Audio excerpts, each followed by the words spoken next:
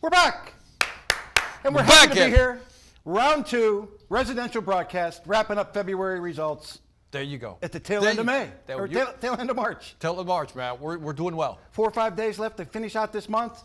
Get some sales in there. We've got a little catching up to do on the termite side, and we need more sales. All the time we need more sales, right? Nobody ever says needs more sales. Yeah. Nobody's ever going to say that. Nobody's ever say that. I'm looking at this chat, Victor, and like nobody's chipping in. I see my girl, Dawn Marie. That's my girl out there, Dawn Marie. What's happening? Nobody's saying who they're going to pick to win the Final Four. And I figured for sure Mark McConnell will have already posted up San Diego Florida State. Atlantic, I think. I see my man. His new name is Gordon, I found out. Gordon? It's not Gordon. It's Gordon. You got down there in Louisiana and they taught you his real name. Gordon, man. Don't ever call him Gordon again. Just Gordon. Oh, so there's UConn. UConn led the way the first broadcast, right? Yes, it did, yep. But we had the East Coast, so they were kind of leaning that way. Yep. But I kind of like San Diego State. Did McConnell put it in the chat yet? I'm going to go Florida Atlantic, only because I like the area. Caitlin Moore, what's happening? Looks so serious, Caitlin, just like really focused in on whatever she's doing. She even has the sound off. There's Sam Boo's on this call. Who's that? Sam Boo, we were screwing up pronouncing your name. Obviously, you're going to end up in the 100 Cake Club, and we screwed your name up like crazy last broadcast, but he's here now. Nice, and nice. he said, just call me Sam Boo. You keep selling 100,000. Mark Ruiz, we'll put that coffee down. Mark Ruiz, put that coffee down. Who else you see out there? There you go, man. See some new faces. Gordon's on his phone. He's not paying attention. Jason Snyder just wants to go with the, I don't know what that is, the oral. What's that guy's name with the sunglasses? You know, Orbison. Oh, Roy Orbison. Yeah, I'm digging it. Thing going. Yeah, digging it. Like, yeah, there's Brian Bergeron. He's back in the library. Yeah, trying to KT, Kevin Tinsley's out there with us. By the way, does Jesse Reddington look like the ex-CEO of Twitter? Yeah, I think he does, man. I think he does look like the ex-CEO of Twitter, man. So Twitter's value is cut in half. I read that last night. Did you? I don't know, Their value is cut in half. Let's talk about value. Mark Stevens. What else should we talk about? Ralph out there flying that flag. There he goes, man. A lot of camera shy folks today. I don't know what's up with that. That's all right, man. Let me see. We're pushing close to 100, so we should probably get going. Let's do it, man. I just wanted to kind of kick it off a little bit with, let me kill this down, and you can clip that out of the way. There you go. Why are we seeing that screen? I don't know. Are you doing something wrong? I'm seeing what we always see, We're seeing the Zoom. Okay, maybe I'm wrong. You want me to come out there? No, Stormy, we're all good. I can't work like this, Ed. I can't work like this. It's a Monday. We probably shouldn't do these things on Monday because we had a few pitfalls in the first broadcast. But, I hear you. But let's get going. So I wanted to kind of share a little bit about what's been going on in both of our lives, right? We've been crazy busy traveling around, and obviously everybody's back to doing live events, so you're busier than I'll get out. And I've had the opportunity to participate, I guess, in I think 11 live sales kickoffs. Wow. And probably another 7 or 8 virtual kickoffs, which is, it's kind of that time of year where our regions pull everybody together. And just the feeling that you get when you're in those meetings. When you get all those people around, you get 50 to 100 Orkin pros gathering in one space for a day or a day and a half. It's just super cool to see what's going on. Good energy. Great energy. And the RSMs that are doing the job, like Don's on here, the videos that they're capturing, they're kind of like a summary of the events. Don did one. Don Spadali did one. A bunch of them did a bunch of this stuff. Now you're going to share those later on, right? Yeah, we're going to share some of those later on. But they were just super cool, just kind of pulling them all together and just recognizing them. I love this time of year for that very reason. That you get out and you get to mix and mingle. And part of what have you found? Some of these live visits, what have you found? Well, we're going to share a couple of them in a couple of topics we're going to talk about. But just the energy that's there right now.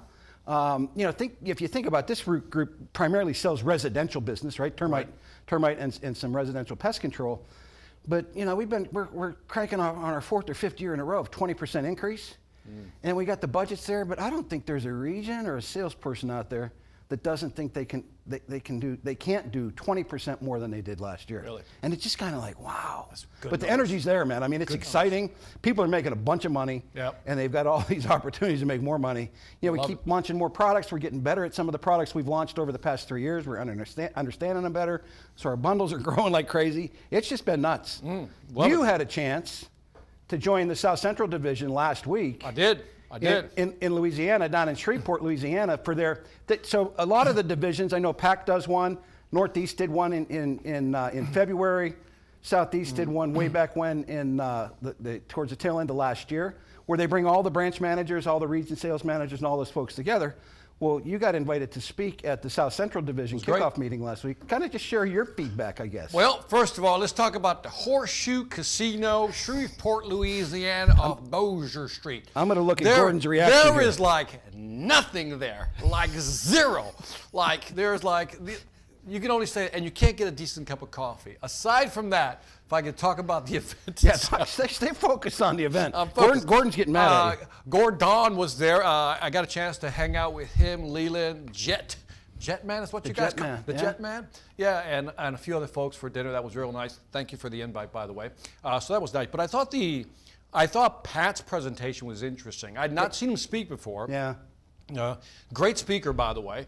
But I thought the fact that he focused on, built for growth, the message of built for growth, we're building for growth, and that's going to be his message. He's not going to change it next year to another trend or fad. I thought that was really interesting how being built for growth was his main message. That's just like his battle flag that he's going into. The other thing I thought was interesting, and this was near and dear to me, is that he's a data guy. Yes. He loves numbers. He loves looking at data, and some of the things he was doing, some of the numbers, some of the insights he was pulling from the data. I don't know who his data person was. He was pulling up the data. But I thought it was interesting how he was looking at the information, from different angles to try to figure out what's happening and where are the opportunities. So I guess that Naval Academy side comes out in him where he's just like, focus, let's go with the data, let that guide us. Amen. And I think one of the things that was good. So I've seen him deliver that message probably 4 or 5 times now, in the different divisions. That was my first, yeah. And he delivered it to the region managers, is just the focus on not plan, right? We have historically, I've been here for 37 years, and this company's been around for 120 years, and most of our operations focus on the plan. Right. Some number that somebody down here in Atlanta bakes up and says, hey, here's your goal. Pat is crazy focused on potential, right? So he's grinding. In fact, he just sent an email. That's a great way of putting it, by the way. Yeah. That's a great way of putting it. Yeah, on potential. Forget about your plan number. What could you do? Yeah. Could we get more salespeople? Could you sell more? Could you bundle another service? Could you do this? And I think that's a great message for us at this time because, we've been fairly successful as we've talked in the broadcast. Right. Last 4 or 5 years, we've been crushing it, right? Yep. But while we're crushing it, we still see windows of opportunity that are available, And Pat just sent a message. I just saw it between broadcasts about, backlog. We have $23 million in backlog, business that's sold, that's waiting to get worked. So he's asking the managers, focus on that. Do we need more people? Do we need more people? That was the big message, by the way. And that was, by the way, for those of you who weren't there, that was the crux of my presentation, which is how do you increase retention, get more people, but hold on to those people that you're bringing on. There, when you talk about potential, there is where the large potential lies. Yeah, and I think it's that, right? I mean, I think, we kind of came through these windows of time where we thought it was tough to hire. Well, we're doing a little better job at hiring people now. Because some of these competitors that we had before, these Amazons of the world, they're starting to lay lots of people off, like tens of thousands of people off. Yep. And we got these really good jobs, our salespeople in particular. The average residential salesperson on this call last year, $87,203 is what they made. Man, you got that nailed down to that number. Boom. I mean, so I think sometimes that's what we got to look at is the potential. If you're not making $87,000, how do you get there? How fast can you get there? Get some help from your boss and get there sooner. They had me thinking, like some of these guys, when I talked to them afterwards, right? There's a book by Michael Gerber called The E-Myth. And he talks about people who develop systems. He says, never work in your business, work on your business. In your business means that you're doing the day-to-day, the P&L day-to-day. On your business means you can walk away, take a vacation for a month, and that thing is still running. Yep. So never work in your business, work on your business. And I think I saw 2 different types of managers there. Those that talk in the in-business, like they're just focused on their P&L. But then I saw other managers who talked about working on their businesses. How do you scale that thing beyond the P&L? Amen. And I thought that was really interesting, the 2 different mindsets. Absolutely. Yeah. So that's kind of a wrap up of some of that stuff. I got a new tie on. Stormy's been giving me a hard time about my tie. Nice. This is the new President's Club tie. So I guess 3 weeks ago, I had a chance to join with all of our salespeople and our managers and our technicians that qualified for President's Club last year down in New Orleans. And it was quite the experience. New Orleans is always quite the experience. Yeah. It was. And the good news is nobody I'd rather be in New Orleans than Shreveport, Louisiana. The good news is nobody ended up in jail in New Orleans, which is always kind of a worry card when you go to a place like that. Oh, man. But just watching the people celebrate, watching them, be able to, take their spouse or their significant other nice. across that stage and just experience that. We had over 100 first-time winners. Nice. So 100 people got that experience for the very first time. Yeah, we had some of our stars, that just kept going and going. We had Roger Kennedy, who went for the 37th time, and Chris Pierce for the 34th time. We had all that, but we had all these new folks. And it tickles me to death when that happens, when they can get that experience. And you see some of the posts away on the Facebook and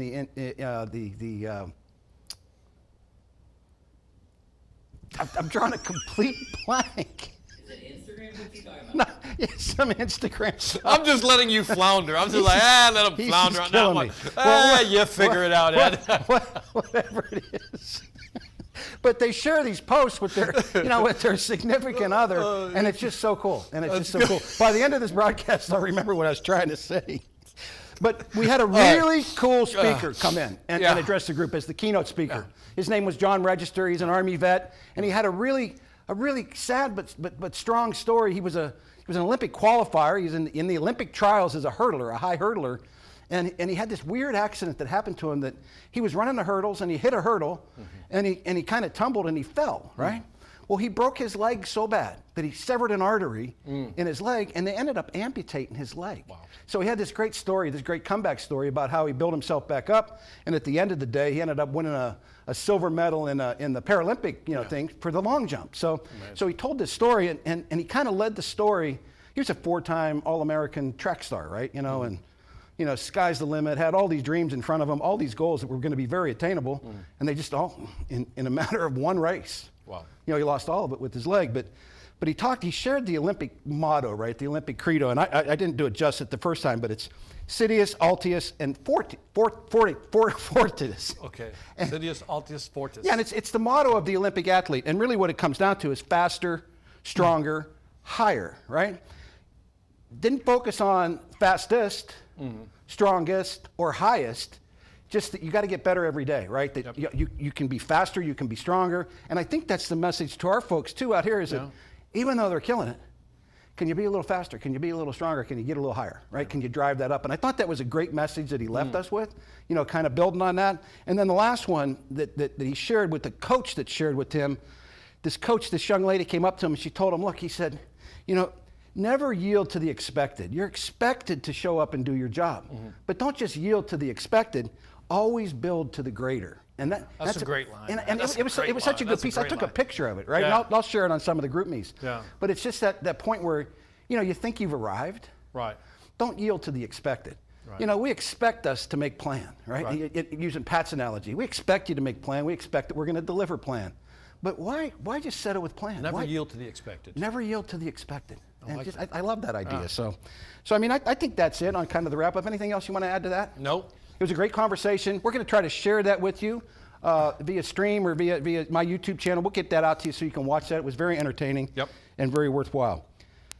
Let's highlight some sales numbers for February and then kind of tie it in year to date. So real quick, just to kind of cut to the chase, across the board, all 4 service buckets, right?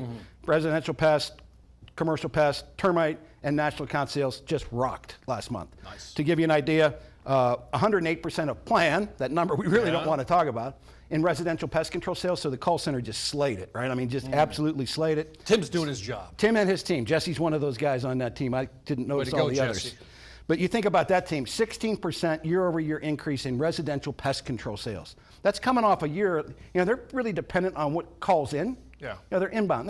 Their hands are kind of tied. They don't do a lot of outbound calling, but the marketing department's making the phone ring, and these folks are closing it, they're bundling it up, and they're killing Nicely it. done, man. Same numbers year to date, 6% over plan for the 2 months, so we've killed it both months. On the commercial side, again, 7% over plan in February, and 21% better than last year. That's big, right? In February. That's big. And again, Given the economy, right? That's huge. That's huge. All this stuff of I'm a excited for recession, it, man. and it's across the board. Same thing year to date. Numbers are still the same. The business that these folks sell the most of is the termite related services and the ancillary. Wasn't there a dip in like the number of leads coming in? Residential pests, yes. Right. Last year we had a. We're coming off these 3 years of just crazy right. growth, right? With COVID and all that, and all those demands with people in their homes. It kind of settled back into kind of, I guess, normal levels. Right. But again, we're seeing this pick up in these first 2 months. Nice. What do you think that's attributed to? I don't know. I wish I knew, because I wish I could bottle it. Yeah, that's amazing. But I mean, obviously we're making a presence out there. We're really doing a good job. Our pros, I think the image of the Orkin Pro is really resonating with folks. I really do. I thought it was Tim and Jesse who were doing it. Tim and Jesse and that team, and Jeff and April, and I'm missing some. Michelle. Are we paying them enough? I think, why you always got to get into money with me? Jesse, Tim, yeah. Go ahead. I don't control that. Go ahead. But what they are doing, closure has skyrocketed. Okay. They pick closure up on, they get 2 million calls a year. They average 2 million inbound calls a year. That's and their closure is up like 4%. Nice. Not 4% over last year. It's up a solid 4%. They're up in the 65% closure rate on inbound leads, which is just outstanding. So great training, good stuff that they're doing over there. Should be at 70. Yeah, get it to 70, Jesse and Tim. I think Tim's back on this broadcast too. They're relaxing a little bit, floating on that little bit, push them a little bit. Man, if you're going to pay them more, make them do more. I thought Pat was tough. Holy smokes, I'm glad you're not my boss. I might quit paying you. On the termite side of the house, where these folks really focus their attention on, 10% over that plan number, 25% year-over-year increase. We should have a bell here or something. Bang. We need a big bell. Everything over 20 is just a bam. But year over year is impressive, though. Yeah, and the same thing. So really, January and February were just almost identical months across the board in sales. We just flat slated both months. That's interesting because as we were coming into the year, let's say last June, July, the predictions of doom and gloom and all that, but it doesn't seem to be coming true. It seems like the numbers are holding, if not growing. That's always something that in all my time here, I've always felt that. While our jobs weren't recession-proof, they were certainly recession-resilient. And whoever you talk to, there's probably a recession going on right now, right? I mean, things aren't good. People are getting laid off. Recession resilience, nice. Yeah, I think that's the term. And frankly, we tend to do a little better in these times than most companies. It's just kind of our model and to the efforts that these folks get out there and get after. I mean, it's just crazy good. Nice. Just crazy good. Cool. National accounts, 15% over plan, 30% over last year. Wow. Again, you asked me in the first broadcast, is there anything bad to share? Yeah. There isn't. There isn't. One piece of bad news. No, and I'm a positive. I'm a glass not like overflowing kind of guy. I'm not no half full, none of that stuff. I'm overflowing. So I honestly, if I looked at this really critically, I don't know that I could find anything on this sheet that would be a head scratcher. That's I'm great sure news. that somebody could find something bad on there, but other than that, company-wide performance, we had 12 individuals get paid on over $100,000 in the month of February, the shortest sales month of the year. 12 folks rang the bell and produced $100,000 in commissions. I wonder who they are. Let's go to the tape.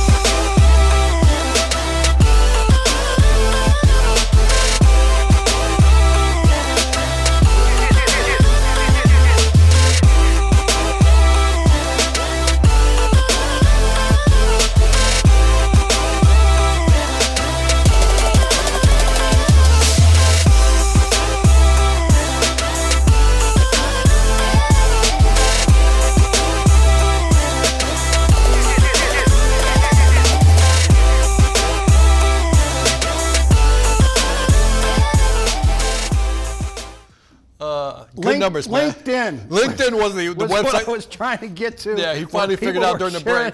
Their pictures and their plaques and all those kind of things. So very nice, very nice. I told you I'd get it before the end of the broadcast. Yeah, man. By the way, we got Dawn Marie says, woohoo, great job, y'all. Ryan says, attaboy, Sam. Dawn Marie again, great job, 100K finalist. Boom. Good names on here. So just a little correction at the top. You see that name, Mark Jones. Well, he really goes by Tyler, and there was just a little bit of an edit getting this stuff ready late in the week last week, and didn't catch it. I'd meant to change his name. But Tyler Jones, Mark Tyler Jones, this is the 4th month in a row he has led the company in paid-on termite sales. Nice. So we'll get it right, Mark, Tyler, whatever you want us to call you. We will call you whatever you want us to call you. He says, I don't care what you call me. Just make sure it's on the check and it's correct. Put it in. That's all he cares about. Every other week, keep them commissions coming. But I mean, $161,000. Well done, man. Anyway, you skin it. That's Hassan is on here again. Once again. Yeah. There's our friend Mr. Sire. He was on the last broadcast. You got Dylan Jenkins up there. You got Dan Matthews. Again, all of these folks, I'm pretty sure every one of these folks made President's Club last year. You talk about consistency. And again, as you mentioned, some people think there's something else going on out there. These guys are not aware of it. They're ignored. They're going after numbers. Sam Boo's also in there. Yep. Matthew McCutcheon, Ricky Schmidt. Love that one. Yeah, just really, and then Roger Well done, Kennedy. man. Roger Kennedy got recognized at President's Club for his 37th win. Nice. Dustin says, Sire, GOAT. And then Big Dylan Jenkins continues a huge streak. Love it. Yeah, Dylan Jenkins is on he sat at my table for the awards banquet. I think he's on month number 18 or 19 of $100,000 in sales consecutively. What is the all-time record? Like for the number of, you're going to have to look this one up. Yeah, I mean, I don't. You need like a statistician, like somebody you call up and say, hey, give me the stat on this. You need that. I need that guy in the booth, right? How many strikeouts does whoever this guy have? Pat was using Yeah, I to need to analyze get the that data. guy. Yeah, that guy. Because these guys do get interested in that. Yeah. Absolutely. Yeah. No, just outstanding. Gordon. Ed holds the all-time record, says Gordon. That's not even nice. Yeah, that's cool. So we're pushing time here, so let's just jump into a little bit of content. Let's do it. Really, I just want to talk about two things today. Okay. And if we serve these up and kind of kick them around, I think together, I think we'll be good. As I've traveled, I've had a chance to talk with a whole bunch of salespeople and a whole bunch of sales managers. And it's kind of a head scratcher when I come away from it, the fact that we have folks that get, I guess for lack of a better word, so hung up and so wrapped around the axle on stuff that they can't control that I think sometimes it kind of has a tendency to kind of paralyze them almost, right? And when I think about that, I think about, oh, the weather's terrible here. And I got a joke going on with the SoCal folks. If it rains, they don't sell anything. But if you go to Arizona, they need it to rain to sell something. It's just kind of a back and forth. Gotcha. But you hear those complaints about weather. You hear the complaints, oh, I'm not getting the leads I got last year. I'm not getting this, I'm not getting that. I don't know how I'm doing this. The economy, you heard a couple economy questions out there. I'd say talk to these top 12, but those kind of things, what a competitor's doing, what, this company's giving it away. I can't compete with that. Some of the backlog issues, right? I can't get my work done, those kind of things. Right. The poverty and ignorance kind of thing where, they get an REC decline, they can't buy, they can't purchase from us because they don't have the money, right? Right. Or that ignorant, that customer that just, you don't want to hear nothing. She don't want to hear nothing. Just give me the number and get out of here, right? They're not going to listen to you tell your story. So, and I think those are the things. The rack declines, the 3-day cancels. I almost had to coach a guy off a ledge because he'd had three or four consecutive 3-day cancels. This is where they go out, they sign the business up. The customer says, yeah, I dig it. I'm all with you. And then they get that, that horrific call when you look at your phone in the morning and it's Mr. Antonio calling you in the morning and you go, oh, this can't be good. Right. And they end up saying, hey, we decided not to do that. So those are things that, in my mind, we don't have any control over. Right. And I've tried to build courses and videos and things around that about, trying to focus on controlling the controllable. But talk about the mindset of a salesperson that kind of gets hung up in that, I guess that kind of conundrum that keeps them going. It keeps them out of focus, I guess. I think I go back to the book by Stephen Covey. By the way, hit me in the chat if you read Stephen Covey's 7 Habits of Highly Effective People. That book, which came out Ed, can you believe it? 30 years ago. Yeah. 30 years ago. It's still a classic, timeless. But in there was a chapter called The Circle of Influence. And if you can just imagine a big donut, big circle with a small circle in the middle. On the outside of the big circle, these are the things, the variables you can't control. The market, the regulation, policies within a company like Rollins Orkin. There's certain things you just simply can't control. So the goal was to focus on the inner circle, which is the circle of influence, and to grow that. And those are the things you can control, which is your attitude, your behavior, the activities. Because sometimes I think it's mindset, and it's easy, Ed, for us to sometimes say, come up with an excuse. I've heard people use the recession excuse. Yeah. I've heard all kinds of excuses. And sometimes I always ask myself, you can't change any of that, so why do you continue to focus on the things you can change? And often I think is that people find those as excuses or rationalizations of why they can't succeed. And anybody can come up with reasons why they can't succeed.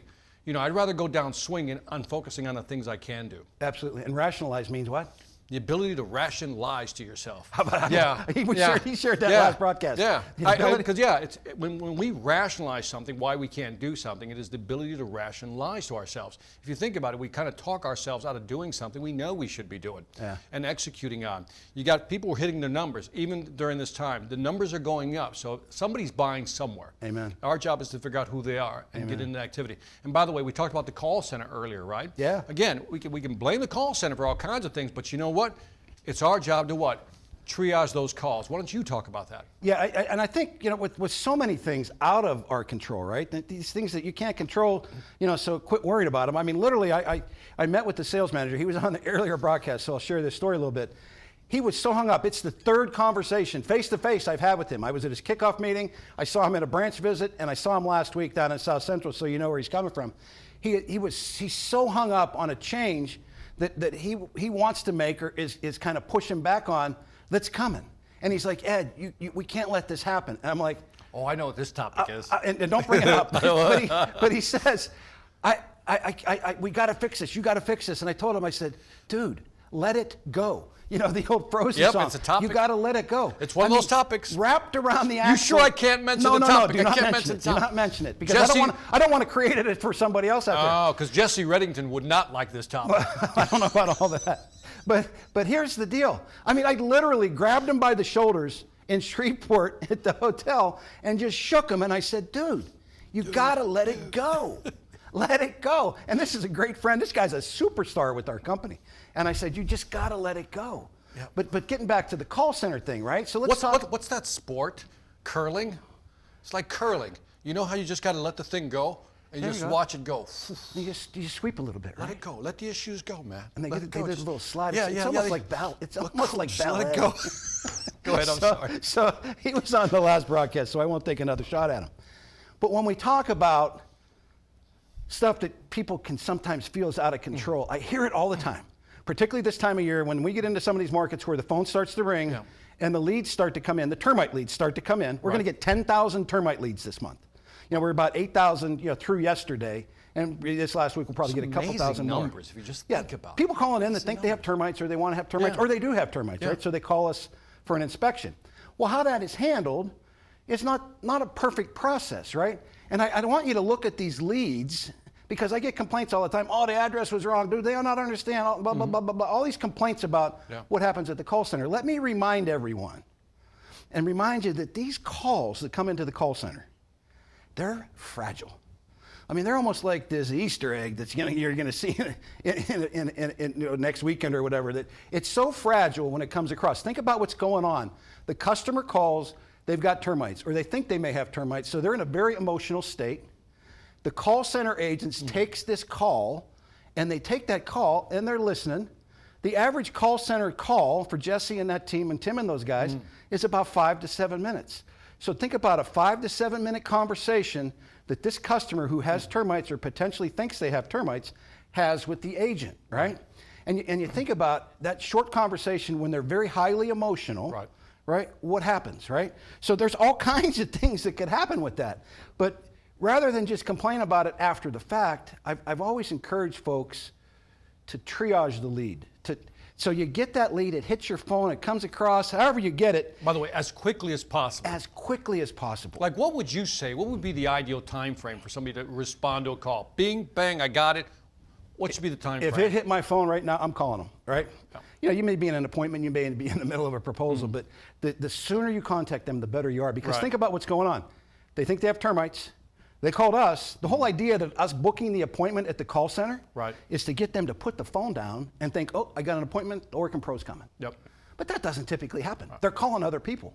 So it may be, and we may book that appointment for between 2 and 4 tomorrow because we don't see your schedule. Or we may book that in your schedule when it's 3 hours away, because I can promise you the call center agent doesn't know the geography of your turf. They don't know, for instance, if you're in Virginia Beach and you're on the other side of the tunnel, that it could take you an hour to go 3 miles. So they don't understand all those dynamics. And again, they're not the expert. They're not the termite sales expert. They're not who you are. They aren't having these conversations daily. They're getting these sporadically coming in. Their goal is to book the appointment and move on. But we'll get salespeople complaining and whining and calling Tim and Jesse and them and saying, the address was wrong, or this was wrong. Don't they understand? I'm 3 hours away from there. I can't get there that fast. Maybe you didn't do your part on the schedule. But what I would suggest to you, and I've been a proponent of this from the day I started in this business, pick up the phone as soon as you get that lead. Pick up that phone, say, Mr. Victor, this is Ed over at Orkin. I see we're booked between 2 and 4 tomorrow. Cut right to the chase. What are you having a problem with? Just cut to the chase. I mean, you can do a little warm up or a little fun, but get to the root cause, right? Because if you ask them that question, you can flush out a couple things. You can start to triage the lead. You can start to get a feel for the urgency. If they tell you, look, hey, I get my house checked every year for termites. My brother-in-law had termites 3 miles away. I just want to feel safe about getting my house checked. Not a lot of urgency, right? But you don't want to blow it off. You want to go, and maybe you go at the selected time. If they're standing on the chair and they're saying the termites are swarming in my kid's bedroom, and I'm completely freaked out, you got to put your thinking cap on and see if you can move the world to get there sooner. Correct. Right? The other thing that the agents don't do, and they're not really trained to do, they try to do it, is qualified buying powers, right? So if you get that call, you might want to simply say, hey, Victor, this is Ed over at Orkin. What are you having a problem with? I see we're scheduled between 2 and 4 tomorrow. And they tell you what's going on. You know, we're scheduled between 2 and 4 tomorrow. Does that work best for you folks? Is that going to work for you folks? And I think when you ask in plural, I love that. They will respond in plural most of the time. At least that's been my experience. They'll answer, if you ask them, is that a good time for you folks? Is that a good? And they'll say, well, my husband won't be here, my wife won't be here. Then you try to gradually kind of find the right spot. You don't want to say, well, is your wife going to be there? You know, you don't want to get into that whole mess. I like the whole plural thing. By the way, Derek here says, C360 scheduling will be a game changer for those not on it yet. Yeah. Anything you want to add to that? Well, you got to do your part. You got to keep your schedule up to date when that all works out, right? But even if we get that scheduling that's perfect, right? Agent does it, it's booked, you know, they see an opening on your schedule, you still may need to move that based on the urgency of that call. Just think about it like you walk into the emergency room and, you know, I'm having the big grabber and you got a broken leg. Well, I'm going right past you. Right? They're gonna move me ahead of you because of the urgency of the lead. So I would suggest to you that while we don't blow the ones off, you know, that just want that annual inspection, or better yet, you can flush out if you ask that question, what are you having a problem with? And they say, well, I'm not having a problem. I need an inspection for the sale of my home. You don't want to go to that one. You don't want to go to that one. You got to find out some more before you go to that one because that's a waste of time. And if you just left it to the schedule and showed up 2 to 4 tomorrow, you're out of luck. Bottom line, triage the calls. Absolutely. I like the word fragile. The whole fragile thing is interesting because every call should be treated as fragile. It's not a done deal. It's not going to be closed immediately.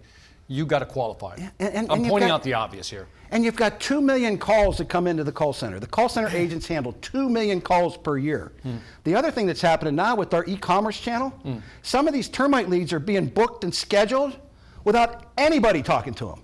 They go right onto their phone and they say, I got termites, I want an inspection. They pick the time and it comes over to you that way. So by gosh, you better call those. I don't know if it's me, but what a great problem to have. Isn't it? I'm sorry.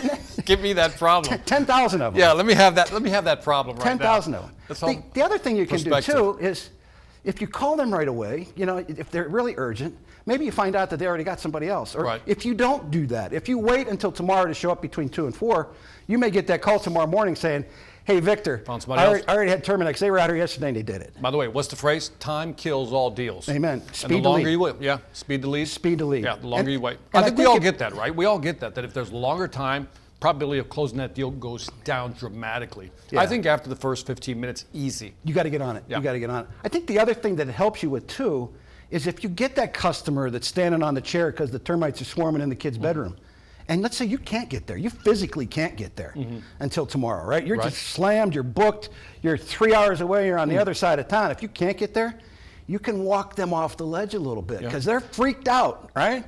They got termites flying in their kid's bedroom. They've never dealt with them before. They're freaked out. And the first guy or gal that gets there may get the deal, and you can just walk them off that ledge. Everything's going to be all right. I'm going to be there tomorrow.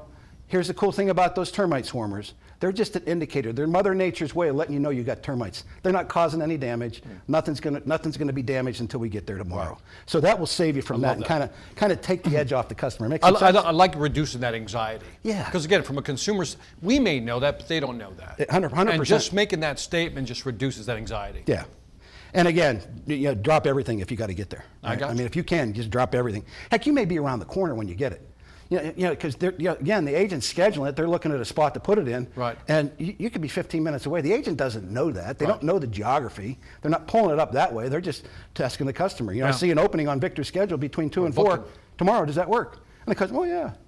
But what if you called them and said, oh my God, Victor, I'm right around the corner. I can be there in 15 minutes. Close the deal. Think about that. Think about that. Love it. The other piece that I think that the other piece I think that is awful controllable is what you do when you get that lead. So let's say you got the lead and it's scheduled for tomorrow. What if you pulled your iPad out and you went to your boss scheduling tool, right? Not your boss scheduling, but you went to your map, your sales module map, and Victor lives at 123 Main Street in Alpharetta, Georgia. I got a lead with Victor tomorrow. I can throw that map open, put his address in there, and see how many other termite customers are around him in his neighborhood. I can peel it all the way down to a couple of blocks, and I say, oh, Victor, did you know that Mr. Donahue around the corner from you has our termite service? Do you know that there's a pest control customer here? You know, we have 6 customers in your development that have termite service with us. Yep. Gives you a little bit of work, a little bit of effort, right? Gotcha. A little bit of homework up front. You know, a lot of our folks do they do the county records to make sure it's the owner and all that kind of stuff, and they get looks at the houses. You know, they do the Google Earth. You know, if you got time to do that, it's that preparation I think that separates a lot of people. Gotcha. By the way, this is an interesting comment by Kenneth Burkett. We're actually reading your comments. Cool. Also, with people who set up online appointments online, I have seen on the customer's account that it says owner, but they are actually tenants. Yeah. You know, how long, you know, the old qualifying, right? I'm not going to go deep into it because I'm going to post a video that Matt Donnelly, one of our superstars, did about 10 years ago. Okay. I don't have it yet. He's going to send it to me. But a video that talks about, you know, qualifying. You know, how long have you folks owned your home? Simple as Right. that. You find out right away. Yep. Right, so then you kind of work your way through. Because the last thing you want to do is show up at a renter's house without having any permission from the owner. Yep. So all those kind of things. Great pickup. Mark says, have a sense of urgency, be empathetic. Bobby says, speed to lead, speed to sales, speed to start. Amen. Speed to money. Let's talk about that. Amen. So- Amen. No, all good. All good. I don't know that. Weekends. So we're just coming off a weekend. How many of you went into Boss yesterday afternoon and checked and see if any leads came in? What if you got a lead Saturday afternoon after everybody's closed, everybody gone home, and you picked up that phone Saturday afternoon after the basketball game was over or during the basketball game and triaged it then? Hey, Mr. Witters, it's Ed over at work, and I see we got an appointment scheduled for Monday between 2 and 4. What are you having a problem with? And he's like, oh my God, this cat's calling me on Saturday. He's calling me on Sunday. I think it's an advantage, but again, everybody has to judge their own lifestyle, personal lifestyle. But I'm thinking, yeah, why not? Nobody else is going to call them after 5. I am. The termite lead? I'm going to go grab some Are you business. going to be different? I'm going to grab some business. I don't care. Money never sleeps, you know, those Money kind never of things, sleeps. right? I'm grabbing business, man. Think about it. So think about those kind of tools. Just, again, not leaving it to chance. I think that's what it comes down to. You know, we talk about all the things out of our control, but can we control the controllable? Yeah. This process controls the lead. Yep. It puts all the Band-Aids on it. When you book the appointment, okay, I see you live at 123 Main Street, Victor. Is that Yeah. correct? Yeah.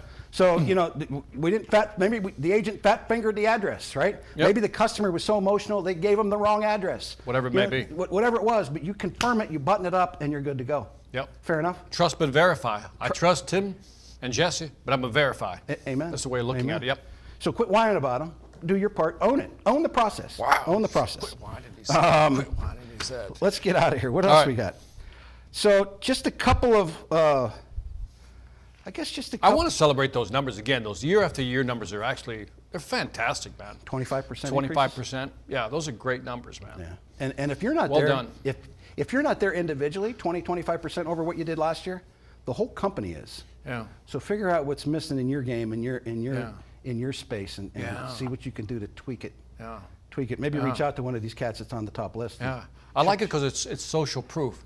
Yeah. Business is being done. Amen. And you're growing. I don't know if we mentioned it already, but $83,000 is the average sales Nice. earnings for a residential salesperson in our company. Couple housekeeping things, we'll get out of here. 3 months left, 3 months and a week, I guess, to qualify for the rack trip, so get after that. The President Club rules will be out soon. You know, we've had a lot of back and forth with the division presidents trying to iron our way through those and get those buttoned up. There are some changes coming. I don't want to share them yet because they're not approved and final.